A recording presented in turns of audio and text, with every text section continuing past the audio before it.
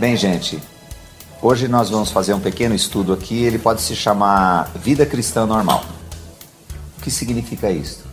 É você exercer no seu dia a dia aquilo que você crê ou você diz que você crê. Então transformar aquilo no seu dia a dia. Viver a fé que você proclama. Lógico que esse estudo aqui não vai defender a impecabilidade, mas ele nos alerta que Deus é um Deus que trata conosco. Ele trata no dia a dia conosco, as nossas questões, e Ele sabe profundamente como tem que tratar cada um, o que nós temos interiormente, porque a Bíblia diz assim: quem poderá discernir as próprias faltas? Livra-me das que me são ocultas. Então nós temos muitas histórias aí para trás da gente que a gente desconhece o que isso influencia a nossa vida hoje. Esse texto de Colossenses 3:5 foi um texto que eu tive a clareza e a revelação dele num grupo de estudo que tinham poucas pessoas. Era um grupo quando eu era diácono, e esse texto ele foi um divisor de águas na minha vida cristã. A importância dele para mim foi grande demais, porque nesse dia eu comecei a entender alguns procedimentos que eu tinha e não sabia por que aquilo acontecia na minha vida nova em Cristo. Colossenses 3:5 diz assim: mortificai ou fazei morrer os vossos membros que estão sobre a terra: a fornicação, a impureza, o apetite desordenado, a vil concupiscência e a avareza, que é idolatria. Esse texto trata sobre a nossa nova vida em Cristo e sobre a natureza terrena que possuímos, ainda que está nos nossos membros. O que aconteceu quando nós fomos incluídos em Cristo? Quando nós fomos incluídos em Cristo, nós perdemos a natureza de pecado. Ele cancelou o escrito da dívida, como diz lá nos mesmos Colossenses 2,14. Então, nós ficamos libertos da natureza de pecado.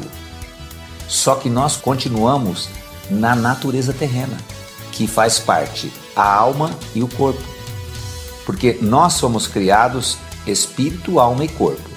Quando em Adão morreu o espírito e na nossa ressurreição juntamente com Cristo, nós herdamos o espírito. Então o homem continua espírito, alma e corpo. Então esta natureza terrena, qual é a função dela? A função dela é ser dirigida pela alma. Então eu disse que foi importante aquele dia porque eu entendi coisas que não eram próprias de uma vida ressuscitada. Por isso que Paulo, em Romanos 7:23, ele diz assim: mas vejo nos meus membros outra lei que batalha contra a lei do meu entendimento e me prende debaixo da lei do pecado que está nos meus membros. Paulo vem numa sequência no capítulo 1, capítulo 2, capítulo 3, capítulo 4, capítulo 5, capítulo 6, ele falando do pecado, ele fala da libertação, e no capítulo 7 ele se depara com uma coisa: o bem que ele queria fazer ele não conseguia fazer. O bem que eu quero eu não faço, e o mal que eu não quero esse faço. Quem me livrará do corpo dessa morte? Ele fala ali no final. E no 23 ele diz isso: eu vejo nos meus membros, ou nessa natureza terrena, lembrando o seguinte: o homem renascido não tem a natureza de pecado e a natureza terrena. Ele não tem mais a natureza de pecado, só ficou essa natureza terrena, que ela vai ser, no processo de santificação, vai ser subjugada pelo Espírito, porque ela quer a primazia. Algumas coisas acontecem, você fala assim: puxa, mas eu tenho que visitar uma pessoa, eu tenho que ir lá pregar uma palavra para a pessoa, está doente. A alma fala assim: não, aquilo não adianta, não vai não, aquilo não quer saber, você vai perder seu tempo. Nossa, mas hoje está frio, acho que eu não vou na igreja, eu não vou, sabe? Então a alma, ela quer primazia, ela quer mandar na gente. Por isso que Davi diz assim: porque estás abatido, ó minha alma, espera em Deus e Ele te susterá. Então é uma luta diária com relação a esta natureza. Por isso que o texto de Colossenses diz assim: mortificai ou fazei morrer. É um imperativo. Então ele fala assim: fornicação, que é o ato sexual antes do casamento; impureza, que é ligado à questão sexual; apetite desordenado, que pode ser ele é mais na conotação assim, apetite desordenado para qualquer coisa que você pensar, não é só para comida, mas principalmente para outras coisas. O que é? Trabalhar demais, correr demais, querer ganhar dinheiro demais, querer ser famoso demais, qualquer coisa que seja assim uma coisa desordenada, uma coisa que é fora do controle, que começa a tomar seu tempo. A vil concupiscência é uma coisa assim, desejos sem valor nenhum, significa não presta, relis. E ele termina na avareza, porque todos nós, numa pequena escala, numa média escala, numa grande escala, amamos o dinheiro. E ele chama assim, esse amor ao dinheiro, que é a avareza, que é a idolatria. Então, a ação da vida de Cristo é tratar nessas coisas que elas estão aí dentro de nós ainda. Não, mas como? Eu sou uma nova criatura em Cristo? Sim. Agora, o processo da santificação é que vai operar esta mudança de maneira prática. Porque quando você fala assim, puxa, parece que eu estou com um calo, o que você vai fazer? Ah, vou ficar aí, ele vai melhorar. Não vai melhorar, o calo não vai melhorar, ele vai piorar. Aí tem que ir num calista, tem que fazer alguma coisa. Antigamente lá em Barbacena a gente colocava um melhoral em cima e tal, mas você tem que fazer alguma coisa, tá? Então, quando você observa que você tem um apetite desordenado para qualquer coisa, Senhor, isso está querendo me dominar. Isso está querendo ter primazia na minha vida.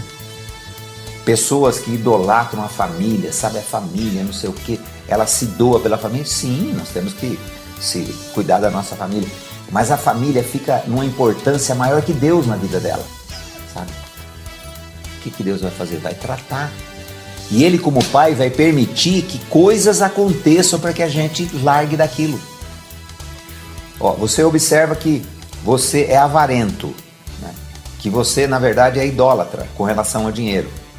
E é interessante o seguinte, a pessoa é idólatra e avarento, avarento é coisa de quem tem dinheiro. Não, avarento é coisa de quem não tem dinheiro também.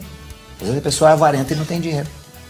Então, Paulo descobre no capítulo 7 que ele tinha alguma coisa que era mais forte que ele não conseguia viver aquilo que ele cria.